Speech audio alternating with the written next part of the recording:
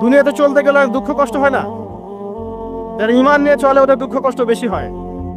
তা আল্লাহ বলছেন টেনশন করো না, কষ্ট পেও না, তোমার রব তোমাকে ছেড়ে দেননি। ওয়ালা সাউফা ইউতিকা রাব্বুকা ফাতারদা, তোমার রব তোমাকে শীঘ্রই দান করবেন আর তুমি সন্তুষ্ট হয়ে যাবে। আলাম ইয়াজিদকা ইয়াতীমান ফাআওয়া, আল্লাহ বলছেন আল্লাহ কি তোমাকে ইতিম রূপে পাননি? এরপর আল্লাহ কি তোমাকে প্রতিপালন করে বড় করেননি? ওয়াজাদাকা দাল্লান ফাহাদা, আল্লাহ কি তোমাকে পথভ্রষ্ট পান নাই? তোমাকে আল্লাহ পাক হেদায়েত দেন নাই? তো আল্লাহ যে এগুলো করেছেন সে আল্লাহ তোমাকে পরকালে ইনশাআল্লাহ ভালো রাখবেন।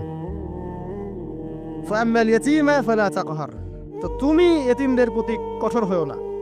ওয়া মাসাইলা ফালা তানহার, কেউ চাইলে তার হাতকে খালি ফিরিও না, ধমক দিও না।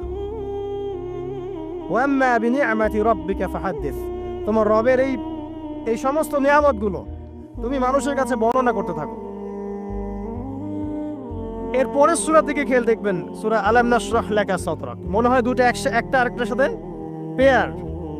আলাম নাশরাহ লাকা সাদরাক, আমি কি তোমার হৃদয়কে প্রশস্ত করে দেই নাই? ওয়াদা'না আনকা ওয়িজরাক, তোমার বোঝাগুলো হালকা করিনি? কাকে বলছেন এগুলো আল্লাহ পাক? রাসূলুল্লাহ সাল্লাল্লাহু আলাইহি ওয়াসাল্লাম।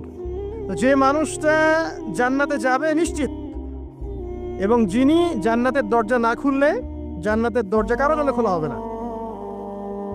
যে মানুষটা হচ্ছে ভদ্র, স্মার্ট, বিচক্ষণ, কোনো মানুষ পৃথিবীতে নাই। সকল ধর্মের মানুষ মানে এটা।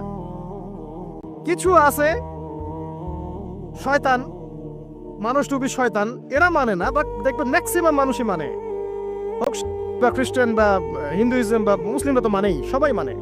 এই মুহাম্মদ সাল্লাল্লাহু আলাইহি ওয়াসাল্লামের মতো স্মার্ট, বিচক্ষণ, ভদ্র, সুচরিত্রের মানুষ পৃথিবীতে কোনোদিন আসেও নি, আসবেও না।